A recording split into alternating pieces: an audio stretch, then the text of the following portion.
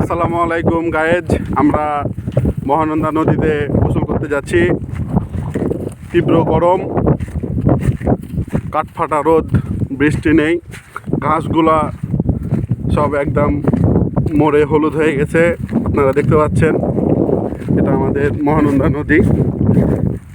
আমরা এখন আগাচ্ছি গোসল করতে। আমার সাথে তহরুল আছে, ওর মন খুব খারাপ। এই রোদে গার্লফ্রেন্ড ওকে ছাকা দিয়েছে, তাই রোদের ছাকা নিতে এসেছে।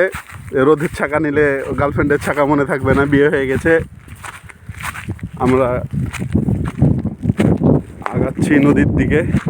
নদীর পানিও এখন খুব একটা নাই, তারপরও এসেছি নদীতে গোসল করতে। একটু আনন্দ করব, ফুর্তি করব। নদীতে রোদের কারণে খুব একটা কেউ নাই। একটা ভাই গোসল করছে, ওইদিকে কেউ কেউ গোসল করছে। অনেক বাতাস আছে, পানি একদম অল্প। তো আমরা এখন গোসল করবো, দেখতে থাকুন আমাদের গোসল। আল্লাহ হাফেজ, আসসালামু আলাইকুম।